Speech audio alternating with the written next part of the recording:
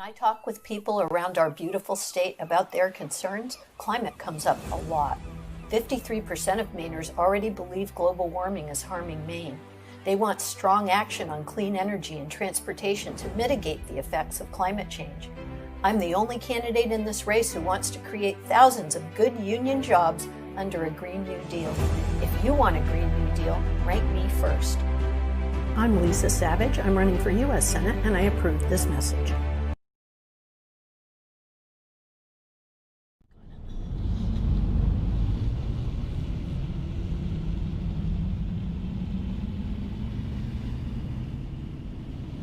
Sure, Dan.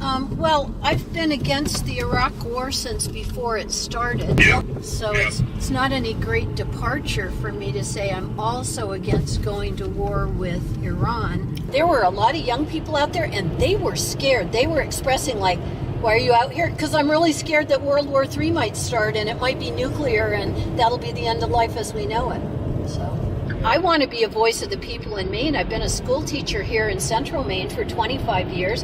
Before that, I owned and operated a small family business in Skowhegan for 7 years. I think I understand pretty well what my neighbors are struggling with and what their lives are like. And I don't feel like they have a voice in Congress. I don't think they want to go to war with Iraq and Iran. They certainly don't want World War III. The mills nearby have closed down long since. No jobs there. Very few people in my area have adequate health care. Almost no one has adequate dental care. And that really affects your ability to work. They get their primary health care in the emergency room, even for dental. People will travel all the way from here to work at Bath Iron Works. It's considered the best job in the state, really. A Green New Deal where we would convert our industrial capacity, like Bath Iron Works, to building solutions to climate crisis, such as solar panel systems or commuter rail, get cars off the road, or offshore wind components. We need to do a sharp U-turn on military spending, which takes up 54% of the discretionary budget, and stop spending money to burn fossil fuel to secure our access to fossil fuel in other parts of the planet. This is a climate emergency right now. I think that many young people look at my generation and say, what part of emergency do you not understand? People's top concerns when they speak to me are very similar to my top concerns. They're concerned about climate crisis. They're concerned about Middle East conflict that could easily escalate into a world war with nuclear weapons. They're concerned about the underfunding of higher education and all the student debt incurred by young people today. And very, very many of them are concerned about the lack of adequate health care and feel that some kind of single-payer Medicare for all system is imperative.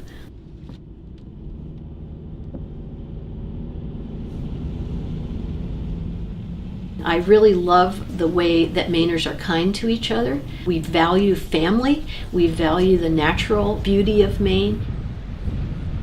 Mainers tend to be very hardworking. People in Maine will work hard at a difficult job out in the cold. If your car breaks down in Maine, the first person who comes along will stop and help you, and they will keep helping you. They will drive to the next farm and borrow chains and come and, drag your car out of the ditch. My own family, we're working people, and I really value my neighbors' hard work ethic, and I think that they deserve to have adequate health care, public transportation, fully funded public education. A very important part of this campaign to put a senator for people, planet, and peace in place, rather than senators who take a lot of money from weapons manufacturers and fossil fuel interests and big pharma and health insurance companies, and don't really listen to the voice of the people anymore. So here we are at my beautiful school, and I'm going to go in there and do my work. I thank you.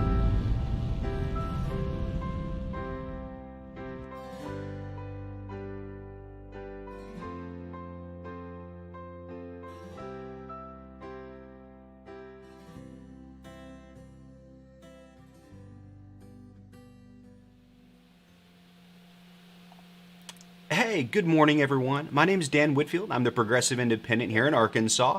I have a special guest with me today, Lisa Savage. She is a Progressive Green Party candidate from Maine running to take on Susan Collins, who we are all way too familiar with. So thank you so much for joining me this morning, Lisa. Thanks for having me, Dan. Absolutely. I was the independent candidate running against Tom Cotton until recently. I was unable to get onto the ballot due to the Attorney General delaying our ballot access hearing case until after the election. So what I decided to do was use my platform in a positive way to help other progressive candidates get better known throughout the country and help other progressives out. So thank you so much for joining me. What a great idea. Thank you. Right. Yeah, we got to stick together. We're at a point in our country where the Democrats and the Republicans are so polarized that they just keep arguing back and forth, and we're not really getting anything accomplished to help the actual American people out. So thank you. It's so true. I too had trouble getting ballot access. I was a Green Party member, and the state of Maine makes it virtually impossible. Even our Secretary of the State admits that for a third party candidate to gain ballot access. So before the deadline was reached, I pivoted, unenrolled. So I'm on the ballot as an independent. And that was so much easier. We gathered over 9,000 signatures in one day on Super Tuesday to get ballot access. And we'd been working for months to get ballot access as a Green Party member. So now I call myself an independent Green. I didn't change my platform or my values. And Oh, that's wonderful. Oh my gosh. Yeah, we needed 10,000 signatures here in Arkansas.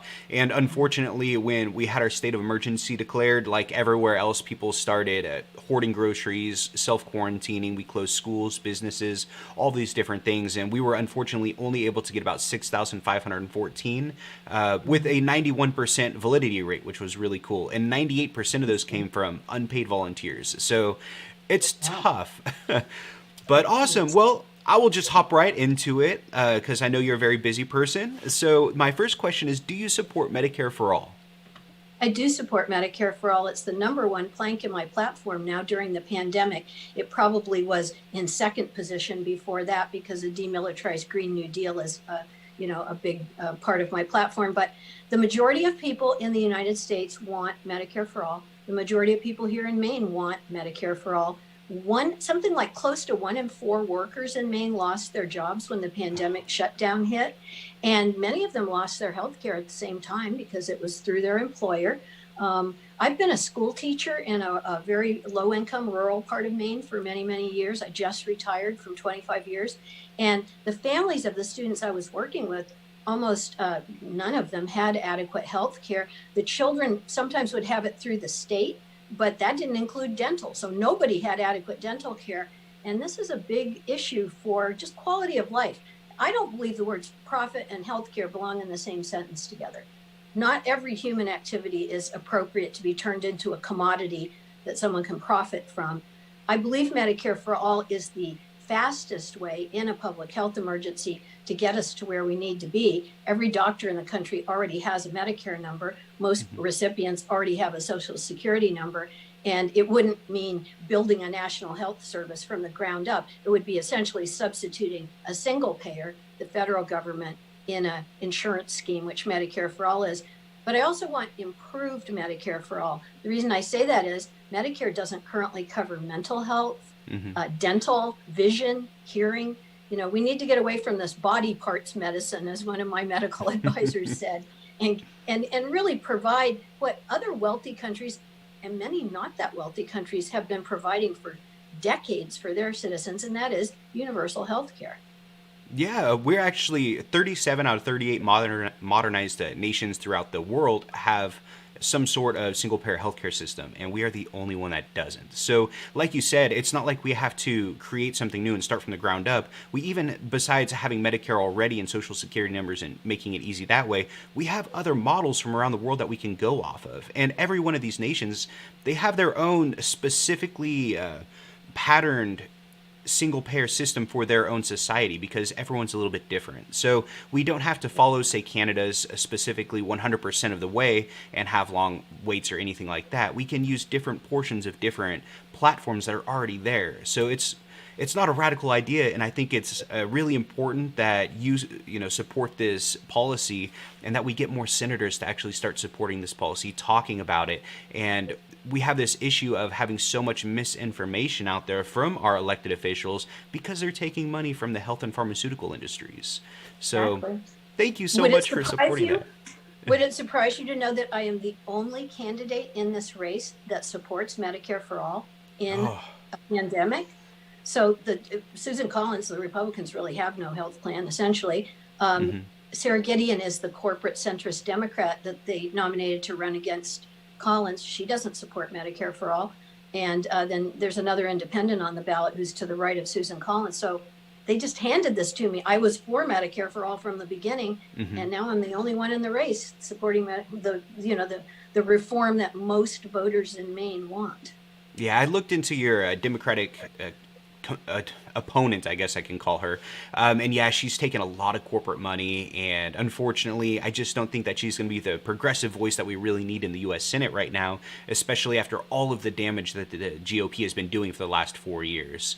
So thank you so much for supporting that. That's wonderful. Unfortunately, I don't think almost any Democrats here in Arkansas support Medicare for all at the moment. Again, just because of misinformation. So I do everything I can to educate people on it. The costs, because of course the biggest pushbacks, I'm in a very conservative state, are going to be nothing's free. How do we pay for it? Well, it's very simple. You take your income, subtract $29,000, and it's 4% of that remaining amount. So here in Arkansas, the average household income is about $40,000 a year. Subtract 29 leaves you with 11. 4% of that is about $440 per year to cover your family for medical, dental, and vision. I mean, you can't beat that. It's not free. We will pay for it, but we're going to pay substantially less.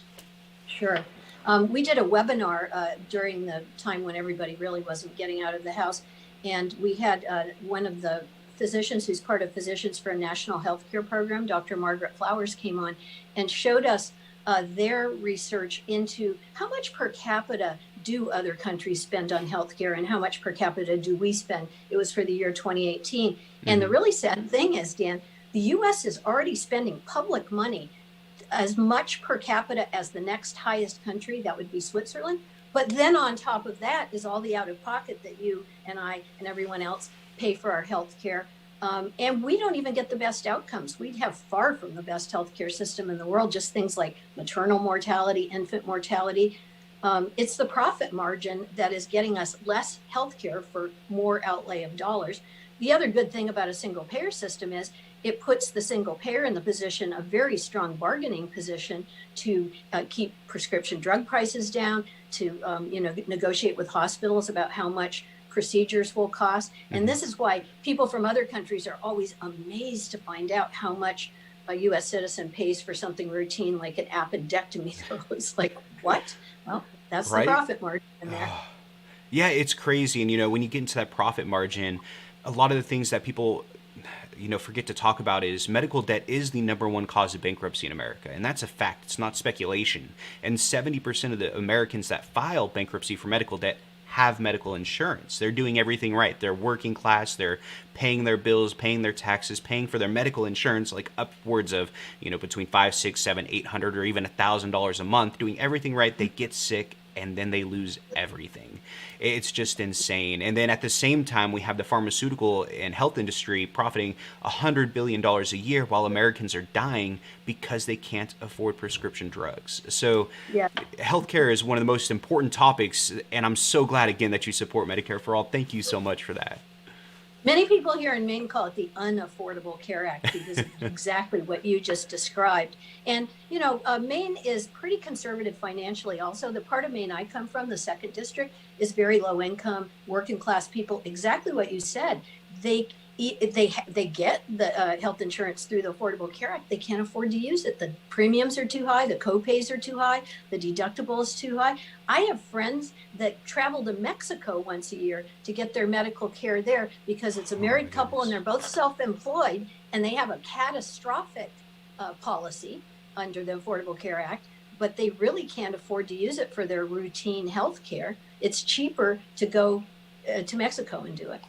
Yeah, they should have called it the Accessible Care Act because it made healthcare accessible to people with pre-existing conditions, but it just was not affordable, unfortunately. And being again in a conservative state, one of the big pushbacks I get, another one, is that how expensive it is, because they'll say, well, it's going to cost the American taxpayers $30 trillion over 10 years. But what the Republicans always fail to say is that the current public health system, the private one, is going to cost American taxpayers about $34 trillion over 10 years. So it'll really save Americans $4 trillion. That's a lot of money to save at the same time as actually getting health care. And like you said, where people may have health insurance, but they can't afford to see a doctor. My wife and I, myself, and our 7-year-old, to cover us with Blue Cross Blue Shield, we were paying $860 a month, and then we had a $1,500 copay. So still, if we got sick and you don't have $100 or $200 to go see a physician,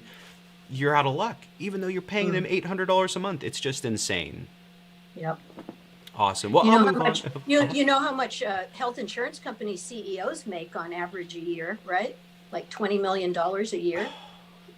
Many of them make $20 million a year off our being ill. That's not a good system. It's really not. It's finally time that we put people above profits. And of course, I consider myself a social capitalist, and I understand that there are different industries where you have to have incentive for new technology and invention and things like that. But when it comes to people's lives, that's not one of the industries where we need to be putting profits above people, in my opinion. It's very true. And really, we've seen the effect of not having a strong national healthcare structure in place when the pandemic hit. Other countries did a much better job of managing the risk, making sure that people got the care that they needed, the PPE that they needed, and so forth.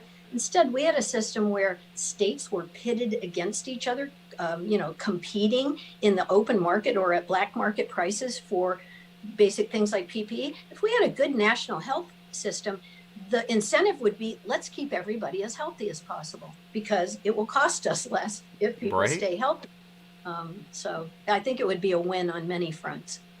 Absolutely. Yeah, the pandemic has shown us a lot. We really weren't, we were prepared for it, but our administration acted like we weren't. But hopefully we can learn from these mistakes, start to lower the curve, because it's actually getting worse right now with COVID cases, especially here in Arkansas. We're actually seeing basically a new daily record for new infections, if not every day, at least once or twice a week. So yeah, Medicare for all. It's the solve all. It's a really important thing. And again, I really appreciate that you do support it and you're running for the United States Senate. That's awesome. Thank you. All right. So my next question is going to be about universal basic income. So how do you feel about UBI? Well, universal basic income as a concept I support.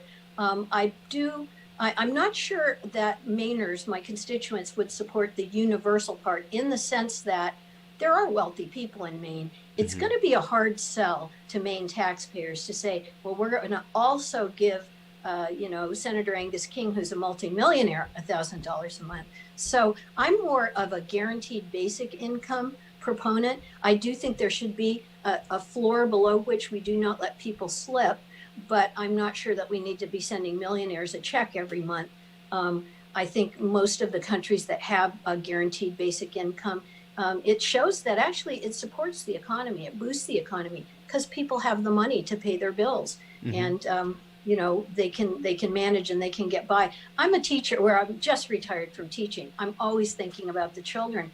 It affects children's readiness for learning quite a bit when they had been evicted yesterday and they spent the night at their uncle and aunt's house and their mom is really upset and worried, or parents don't have groceries in the cupboard for the kids. That affects a student's ability to even pay attention to academic learning. And I'm all for meeting children's needs and meeting them where they are. But I think that a guaranteed basic income would go a long way here in Maine to supporting students as learners. Yeah, I think that's actually a really good point, because when we talk about UBI, a lot of people don't think about, are we going to start giving Charles Koch and George Soros and all these other billionaires $1,000 a month as well. So that's a really important thing to talk about, and I'm actually going to put some more thought into that and see about different ways that we could possibly look into amending the way that they have the UBI set up right now. One other thing is you mentioned, of course, children and hunger. Here in Arkansas, children live in about 25% of children live in poverty. So 1 out of 4 kids in Arkansas go to bed with a hungry stomach. So it's very important here in our state as well. Now, do you support another stimulus package? Definitely. Okay. My point would be the people haven't gotten a meaningful bailout yet. One $1,200 payment that many people in Maine waited weeks or even months to receive. Hmm. Again, other wealthy countries are sending every individual $2,000 a month to keep the rent paid, keep the heat on, keep food in the refrigerator. So I think it's unbelievable that the US Senate went home without taking up the next stimulus package. But apparently they're going to return to rush a Supreme Court confirmation that was started literally as the election was underway. So I think we definitely need a more meaningful relief bill. States and municipalities need way more bailout than they've gotten also, because those are the entities that support the more vulnerable populations, like children living in poverty. Our child poverty level is similar to yours in Arkansas. As long as there are children going to bed hungry, I don't really understand how we can justify, people making millions of dollars off of their suffering. I'm the only non-millionaire in the Senate race. The only one. There are 4 of us. Wow. I'm the only one that's not a millionaire. That's I'm awesome. married to a self-employed woodworker. I'm just retiring for 25 years teaching school. And my contention is, it doesn't make you bad to be a millionaire, but I think it makes you out of touch with what working people are actually struggling with and what they need. It's hard for people that are in a bubble of wealth and comfort and privilege to understand. Literally, children are going to bed hungry. That's not Yeah. okay with me. It's really not, and I completely agree. We have a lot of representatives who just truly are out of touch with what it's like to be a working class American, and they surround themselves with like-minded people, and then they're in this bubble, and they don't understand. They can't empathize with their own constituency. So, and thank you for your service as a teacher. It's one of the most important jobs in, the entire world, is educating our children so that they can grow up to be, contributing members to our society. So that's super awesome. I'm really glad to see a retired teacher running for office. That's awesome. Many of the years that I taught secondary school, either social studies or English, and all those students are old enough to vote. Oh, that's so cool. Oh man, And I've heard from several of them saying, I'm ranking you number 1. So that makes me feel happy. That actually comes kind of into my next question here. So voter suppression and voter fraud, ballot suppression, things like that are a really big issue here in Arkansas and all around the entire country right now. So you live in Maine, which Maine is a really wonderful state because it has ranked choice voting, which means a vote for you isn't necessarily going to be a vote for the Republican or for the Democrat as like a protest vote. It's actually a vote for you, and then someone can rank their second choice, however, goes towards whatever they would consider a more electable candidate or whatever like that. So what is it like living in a state with ranked choice voting? Well, it's really exciting. Mainers fought hard to get ranked choice voting. We have a referenda system for voters to express their desires. We had to pass it twice, get it on the ballot and pass it twice before the legislature acted, because referenda don't really, enact laws. The legislature has to do that. They dragged their feet. They finally enacted it for some races, including this U.S. Senate race. They dragged their feet even more on enacting it for the president race. But in the end, that law also passed. Then the GOP in Maine has taken that law, the presidential one, to court multiple times, but they've lost. They lost all the way up to the Maine Supreme Court level in this election season, then appealed it to the Supreme Court of the U.S. They declined to hear it, saying, the Maine Supreme Court ruling shall stand. If I or the Democrat win this election, will they sue? Quite likely. But I live in, again, the 2nd congressional district in Maine. And in 2018, we turned out an unpopular conservative Republican incumbent using ranked choice voting. There were 4 people in that race. The Democrat was relatively young and unknown. He was in the Maine legislature, but didn't have big name recognition. And then there were 2 independents running. When the ballots were counted first time through, the incumbent, Bruce Poliquin, did get more votes than anyone else, but he did not reach a majority. And under ranked choice voting, you must win by a majority, which means 50% plus 1 vote. So then they looked, so that was a 4-person race, and they took the independent that polled lowest, they crossed that person off. They said, okay, voters who chose that candidate first, who did they choose second? And they transfer those second choices to the other candidate. Now, does anybody have a majority?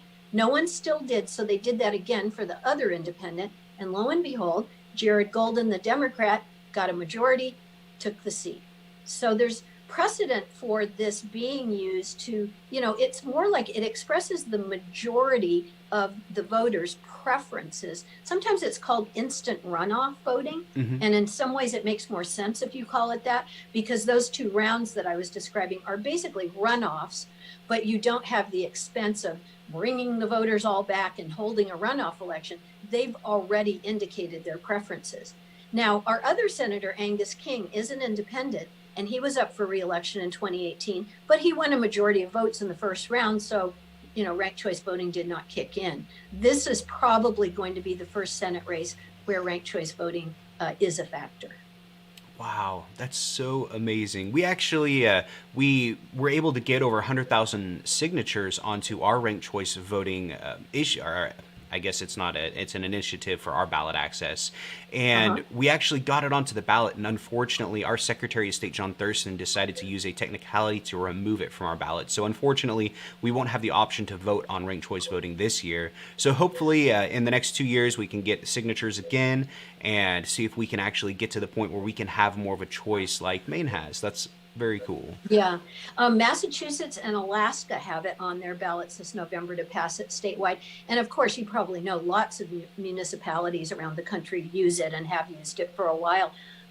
Sometimes the Democrats in Maine tell fibs saying, oh, but ranking Lisa first is going to make Susan Collins win the election. But I just heard from someone who's on the state Democratic committee here in Maine who said, I'm always so disappointed when I hear Democrats making that argument. Don't they understand how ranked choice voting works? If someone ranks you first, that's not a vote for Susan Collins. It's just not. And we have been deliberately asking our supporters to consider vote blue number 2. So we're asking you rank Lisa first, and then, if you feel that way, vote blue number 2, so that if I don't win, we're still on the let's get Susan Collins out of office and help her retire team. And there really is no danger. There's no spoiler. There's no vote splitting. But fear is a powerful motivator, and it's still being used here in Maine. Just yesterday, one of my supporters that's very active on the campaign had a message from someone saying, well, it's obvious that Susan Collins is funding Lisa's campaign. Well, no, she's not. Nor do I accept corporate money or, corporate lobbyist money or the super PACs that launder corporate money so you can pretend like you're not taking it while you still do. But there's been a lot of deliberate misinformation and fear mongering in this particular election. I think that's sad. One of the best things that ranked choice voting offers us is the opportunity to vote our values, not our fears.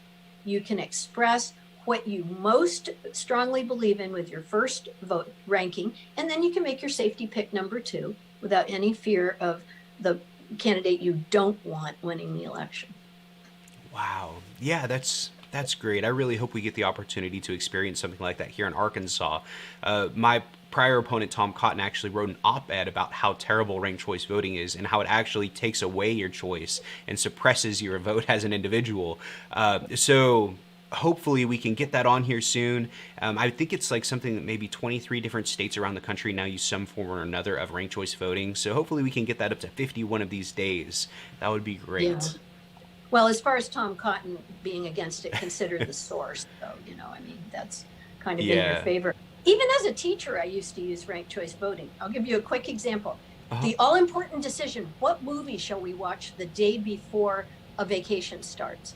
right? So the kids nominate their titles, and then if you do a first past the post vote on that, you may very well pick the movie that the majority of students do not want to see. But if you do a ranked choice voting type approach where they get to rank their preferences, you will for sure pick the movie that most of the class wants to see.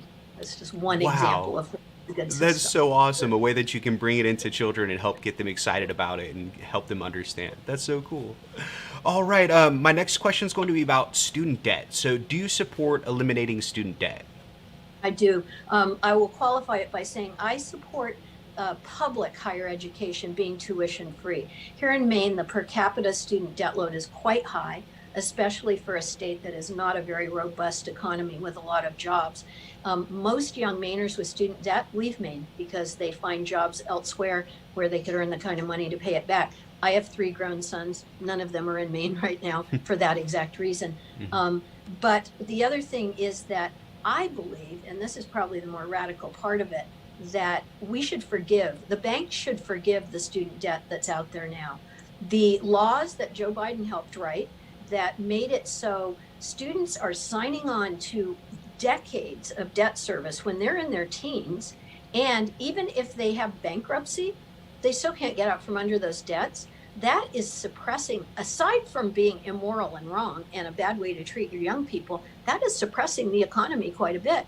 At that age, when people are working, 2 or 3 jobs to keep a roof over their head and make their debt payments, people in my generation, we were starting a business or building a house or starting a family. And I really feel that the economy would boom quite a bit. People, of course, would say, well, how can we afford that? Believe me, the banksters can well afford to write those debts off. They can well afford it. And then, going forward, if somebody wants to go to Harvard, then I think that they could figure out how to pay for that, how to finance that. But to go to even a community college in Maine, we have a very fine community college system. Even those students emerge with an associate's degree and quite a lot of debt, and a 4-year degree from the University of Maine. Some people are in the tens or even hundreds of thousands of dollars of debt by the time they've earned that degree. That's a bad system. It's not helping anybody. I completely agree. I waited to go to school until a little bit later in my life, unfortunately. I wish I would have done it earlier. And I just finished I graduated from our community college here in town I actually somehow got 3 associate's degrees, magna cum laude. I had no idea how that happened.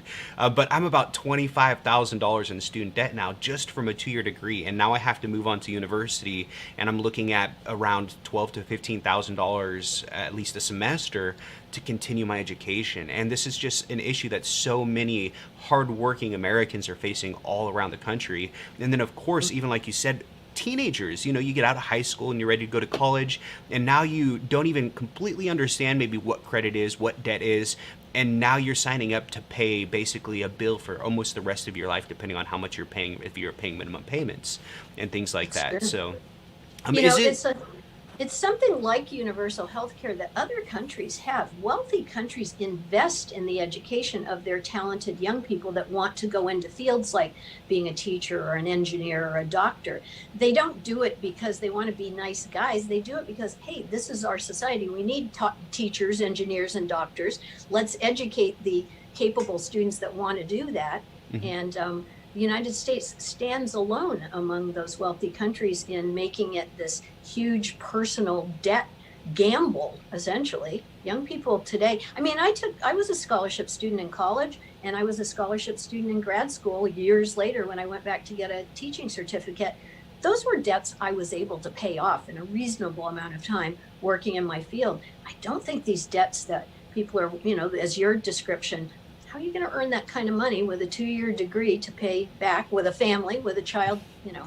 It's not a good system. It doesn't make sense. And then in the next 2 years, when I finish my bachelor's, I'm going to have an information systems degree just so I can go out and make $45,000 a year and be like almost $100,000 in debt. It's just crazy.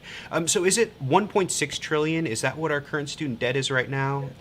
I just don't remember. It's either 1.6 trillion or 2.6 trillion. There's so many numbers going around my head, but I think it's 1.6 trillion. And the way I try to justify it is After the 2008 collapse in our economy, we bailed out big banks to the tune of $16.8 trillion. And if we can bail banks out $16 trillion, then we can afford for banks to bail working class Americans with student debt out $1.6 trillion. That's just the way I they can couldn't pay us agree back. more. And when the pandemic hit, we again bailed out big corporations, big, already very, very wealthy interests, and not the people. So we have plenty of money in this country. What we suffer from is bad budget priorities. Hmm. We need a good auditor is what we need. And we need an auditor that can actually hold the government accountable for the way that they're mismanaging or misallocating our funds is what we really need. Let's see here. So, and I guess that actually brings me, we've been really good at segueing into my next questions. Taxes. So one of the big issues that I'm seeing right now in America is we have corporations like Amazon, Netflix, FedEx that are paying $0 in federal income taxes while actually taking out hundreds of millions of dollars in subsidies. And then we have billionaires like Donald Trump who are worth, billions of dollars, and they're getting away with paying $750 a year in taxes. So do you support lowering taxes for the middle class? Well, yes, I think I've been paying about 28% income tax rate, filing jointly with my husband, who's a self-employed woodworker. And then I find out that the president has paid $750. I mean, most years my tax bill is $6,000-ish.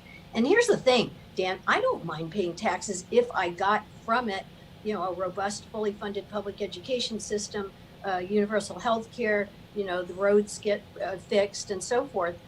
But many people struggle under their tax burden, especially younger people that have, the education debt and so forth. So the only reason that the wealthy are paying no taxes is because they put their wealthy representatives and senators into Congress to write laws that benefit the wealthy. The tax law that was passed during the current administration is one of the reasons that Susan Collins is so wildly unpopular in Maine right now. It was that 2017 tax bill that robbed from the poor to give to the already wealthy.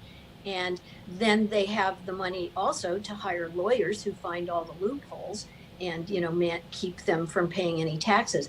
Why Jeff Bezos should be able to exploit Amazon workers but pay zero in taxes, that's not a sustainable system.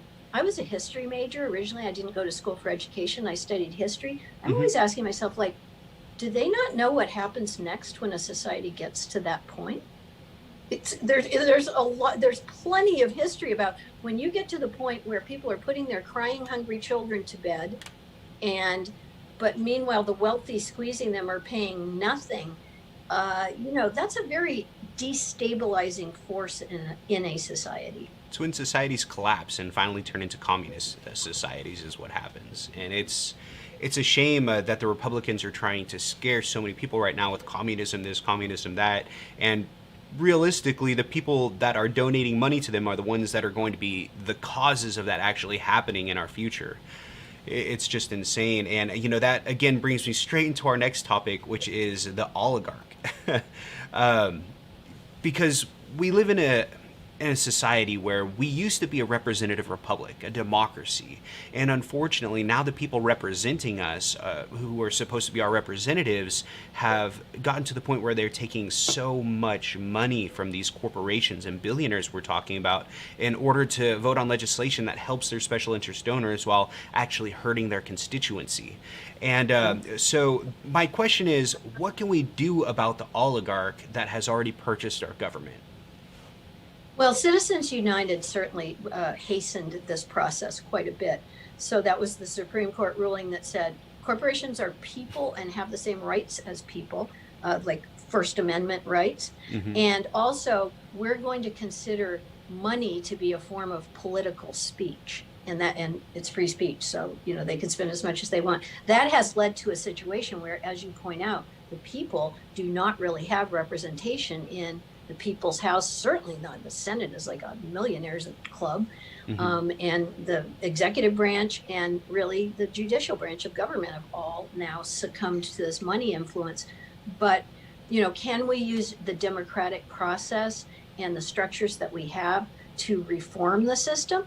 Well, we certainly have at some levels of state government. Maine has a pretty good clean elections law. Our state legislature is largely citizens who are there to represent their communities. How do we solve that problem in Washington? Well, I tell people the best way to get money out of politics is do what I'm doing. Don't accept any money from corporations. Just let grassroots donors support you, and then you're not beholden. So when I go to the U.S. Senate, I will be representing the many, many, many people in Maine who believed in my platform and believed that I would, represent their interests fairly. But if I took corporate money, as soon as I got there, I'd have to stop doing that, wouldn't I? Young people today, especially young people, really like to critique capitalism, and they want to lay all the, sins of our oligarchy at that doorstep. As a history major, I again say, I'm pretty sure that elites were trying to hog the resources before capitalism as an economic system came along. This has been a chronic problem in human history. However, I think that one of the differences is that capitalism has been extremely bad for the environment. It has treated the air, the water, and the land as commodities to be bought and sold at a profit. And that is having an effect that may very well crash the life support system of this planet we live on. When you were talking about very wealthy people and the way they conduct themselves, I always wonder, what planet are they planning for their grandchildren to live on? I'm pretty sure my grandchildren will only be able to live here. There is no planet B. I don't believe some billionaire, trillionaire like Elon Musk is going to whisk everybody away to some artificial planet. I don't know what they're thinking. I've been influenced by Native people who say we always made decisions thinking the next 7 generations, how will it affect them? The system of government and economics and the way we're treating the natural environment right now is just unsustainable. It cannot continue much longer. Wow. I mean, and just so everyone knows, I didn't give Lisa a list of my questions at all. I truly did not. And that goes right into my last question, which is about climate change and the Green New Deal. Just so perfect. So number one, I think we all know this already, but do you support the Green New Deal and why? Yes, I don't support the Democratic Party version, which is a very watered down version that basically focuses on carbon emissions. The Green Party originated the Green New Deal, not surprisingly. The version that I subscribe to is the Green Party version. It's pretty comprehensive, and I call it the demilitarized Green New Deal, because New Deal was a federal jobs program during the Great Depression of the 30s that created jobs with federal funding to address infrastructure needs. When we put green and demilitarized on the front of that plan, what it means is the biggest employer in the state of Maine builds for one client only, and that is the Navy, and all they build is warships. Now, for starters, if you stopped building warships there, that would be a win for climate, because the Pentagon is the biggest polluter on the planet and driving climate change, although it's a little known or noted fact. So if you just stop doing that, that's one win for climate. But then I don't want to throw those people out of work. I'd like to create more additional good union jobs. So what you do is you use federal contracting that you're not spending on weapon systems, and you build something to help with climate. You build the light rail passenger system that Maine doesn't have. So we're in our cars constantly getting anywhere. We really have no public transportation infrastructure. You build clean energy systems like solar, offshore wind. If you were to build those things, that's a second win for climate, because now you're addressing reducing your greenhouse gas emissions or mitigating the effects of the ones that are already harming the climate. Then the other win is for jobs, because economist research has shown time and again that building weapon systems isn't a great jobs program, just in terms of how many jobs it generates for the dollar investment. There are researchers at the University of Massachusetts Amherst that have built a model where they say, when you put $1 billion into this sector of the economy or that sector, health, education, whatever, how many jobs does that typically generate? And they pull data. They've run that model twice in the last 10 years, and it consistently shows that if you were building solar panel systems at this warship factory, instead of warships, you would get 50% additional jobs out of it. Good Wow. union jobs with benefits, real jobs that you can support a family on. Why are we not doing that? Well, because all of our reps in Congress take money from General Dynamics that owns the weapons factory. And so they're all there every time we launch a warship going, hooray. And when you say, as a constituent, I've met with all of them multiple times to say, we've got to stop doing this. And when they always say, oh, we can't stop doing it because jobs, we need the jobs. Well, they're being disingenuous. We do need the jobs, but we could get more jobs if we'd go over to a Green New Deal. The other parts of a Green New Deal that I subscribe to are regenerative agriculture, which means supporting the kind of farming that improves the soil and engaging in sustainable food production practices. Maine is a big agricultural state, and we need our farmers. The climate crisis is hurting farmers quite a bit, and it's hurting fishermen quite a bit because we had a drought in Maine all summer. And the Gulf of Maine is warming faster than any other part of the world's oceans for whatever reason. And that affects the lobsters. They start going north, where it's colder. So, and then the third part of my Green New Deal plan is to have consumer-owned and operated utilities. So our electric generation, our water management for the public, and internet, broadband access. I don't know if you know this, but I had to leave my home in the 2nd District of Maine because I really couldn't Zoom from home. My connection wasn't good enough and there was no better connection available. So I'm staying with friends in another part of Maine so that we can conduct this interview. I'm not whining about my situation, but I am telling you that affects students quite a bit. In the pandemic, when schools closed and they said, okay, we're going to do remote education, many of the students in my school district don't have internet at home. In some cases, it's because they can't afford it. In other cases, it's because it literally doesn't exist in the town where they live in rural Maine. So those things too would support jobs and support economic activity. If people could truly work from home, or there was public transportation to get them to where the jobs are, that would have a huge impact on the rural parts of my state. Yeah, I think we're facing a lot of those same issues here in Arkansas as well, where we have so many children who don't have access to the internet, so they can't do their virtual learning. And then we have a lot of even parents and the working class people who don't have access to the internet, who instead of having the availability to work virtually online are being forced to go back into work into these high COVID areas. So wow, yeah. And another thing the Republicans talk about a lot when we talk about reducing fossil fuel usage or getting rid of fossil fuels altogether is they say, well, what about all the jobs we're going to lose? I worked in the oil field for 2 years. I went through so many experiences down there. But what they don't talk about are the jobs that these new clean energies are going to create. They're going to create safer jobs, healthier jobs, jobs that pay better, jobs with better hours, and jobs that actually offer better benefits. So they forget to mention that about the opportunities that it's going to create as well.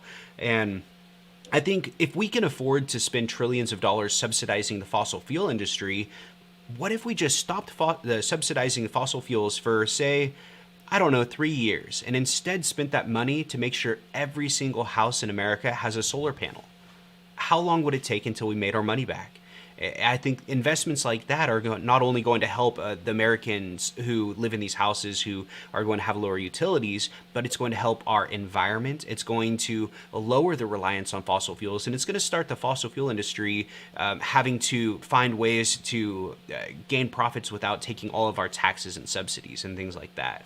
So Right. awesome. And Well, so why are we continuing to subsidize the fossil fuel industry? We're back to our oligarchy problem. It's big money influence in Congress and in Washington. Absolutely. It's all about getting money out of politics. And you know what I say about Citizens United? If corporations want to be people and be able to put unlimited amounts of money into our political process because of freedom of speech, then they should also hold their CEOs criminally liable when they commit acts that hurt Americans, whether they rob us blind or create, epidemics like the 2008 market crash and things like that. People need to be held accountable if they want to be considered or corporations should be held accountable if they want to be considered people too. But yeah, we definitely need to overturn Citizens United.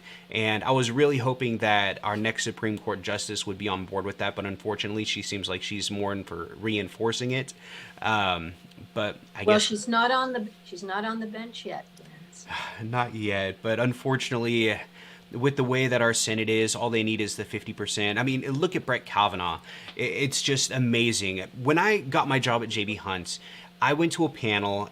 Well, when I applied for my job at JB Hunt, I went to a panel of 8 people. And I was interviewed by 8 people. And after that, I was interviewed by 8 managers. And I guarantee you, if 2 or 3 of those people didn't like me, I wouldn't have gotten my job. Whereas when you're talking about a Supreme Court seat, a lifelong position, to have 49% of the people confirming you disagree, it never should have happened in the first place. But most people here in Maine cite Brett Kavanaugh as the reason that they stopped supporting Susan Collins. Susan Collins has always been a Republican, but the biggest party affiliation in Maine is unaffiliated with any party. Independents are usually the biggest group of registered voters, but most people who have responded positively to my campaign before they really heard about me, knew what I stood for. It was they got extremely mad at Susan Collins because a lot of women in Maine especially had voted for Collins, even though they weren't Republicans, because she could be counted on to stick up for women's reproductive health and also issues that affected women and children, like education funding and that sort of thing. Mm-hmm. So they were always like, well, she's solid on some stuff I care about. I'm going to count on her to do. Once she she contributed to rushing Brett Kavanaugh through. They didn't even take time to hear some pretty credible allegations against him. What was the big rush? Same thing with Amy Coney Barrett. Like, voting is literally underway in Maine. We've been voting for weeks already, but we're going to rush someone with 3 years of experience as a judge into being confirmed because why is that a good idea? It's sad to me. Boss man said so. The judiciary was, really supposed to be one of the really important checks on the unbridled power of either the executive branch or the excesses of the legislative branch. And, turning Supreme Court vacancies into a political football where the Senate wouldn't hear President Obama's nomination of Merrick Garland and left that seat open for almost a year. Their argument being, well, we shouldn't do it in an election year. And then they come back. What's that argument now? Yeah, and it's sad. I really hope, we actually started early voting here in Arkansas yesterday, and we started absentee voting, I think, a little while ago. But what's really important, everyone watching this, is you need to, number one, go to opensecrets.org and type in your representative's name and see where their money is coming from.